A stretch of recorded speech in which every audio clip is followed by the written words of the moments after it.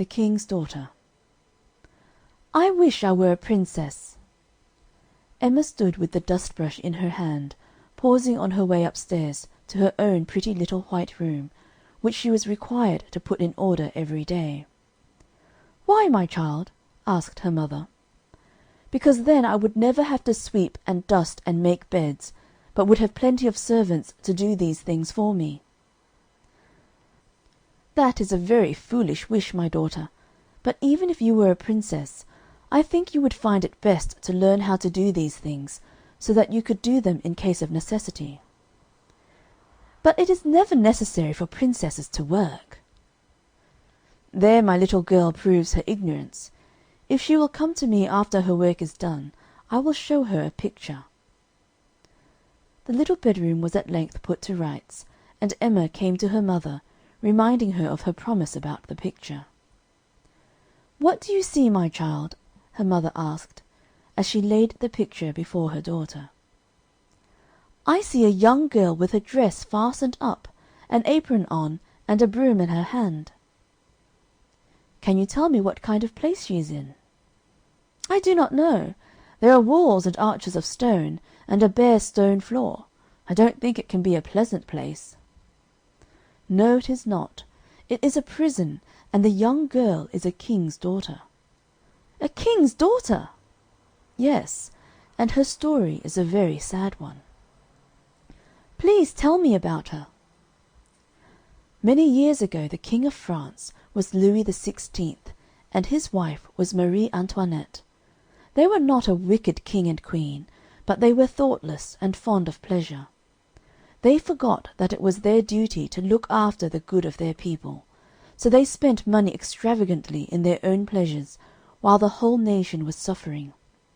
The people became dissatisfied, and when finally Louis and Marie Antoinette saw the mistake they had been making, and tried to change their conduct, it was too late. The people, urged on by their leaders, learned to hate their king and queen. They were taken with their 2 children and shut up in a prison called the Temple. There were dreadful times in France then, and every one who was suspected of being friendly to the king and his family was sent to prison and to the guillotine. The prisoners in the Temple passed the time as best they could. The king gave lessons to his son and daughter every day, or read aloud to them all, while Marie Antoinette, Madame Elizabeth, and the young Marie Theresa sewed. After a while the angry people took away the king and beheaded him, and shortly after the little son was separated from his mother, sister, and aunt, and shut up by himself in the charge of a cruel jailer.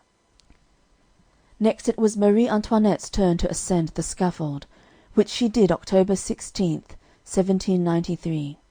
Her daughter Marie Theresa was then left alone with her aunt, the Madame Elizabeth. But it was not long she was allowed this companionship.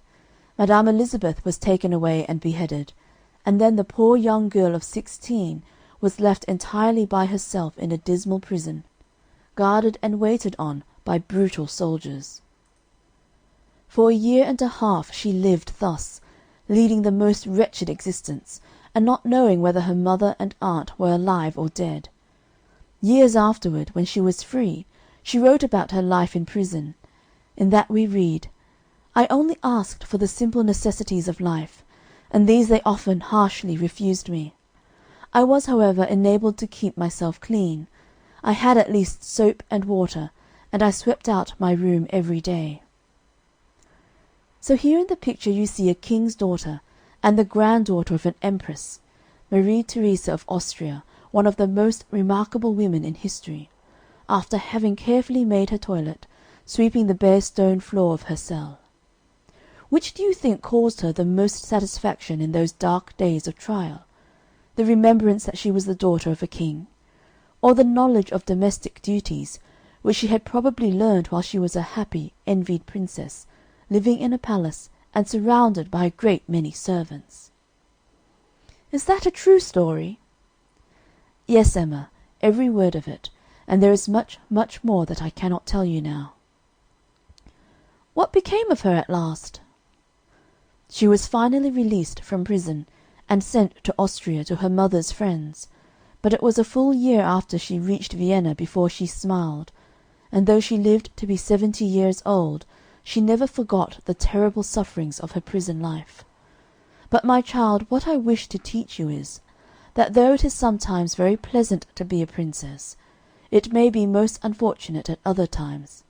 But always remember, my dear girl, that a knowledge of housekeeping never comes amiss, and every young woman, no matter what the circumstances are, will be far happier and more useful for possessing that knowledge.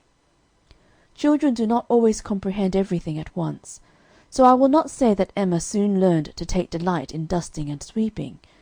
But bear in mind that that woman is the most queenly who uses her wisdom and her strength for the benefit of those around her, shrinking from no duty that she should perform, but doing it cheerfully and well. End of chapter 1.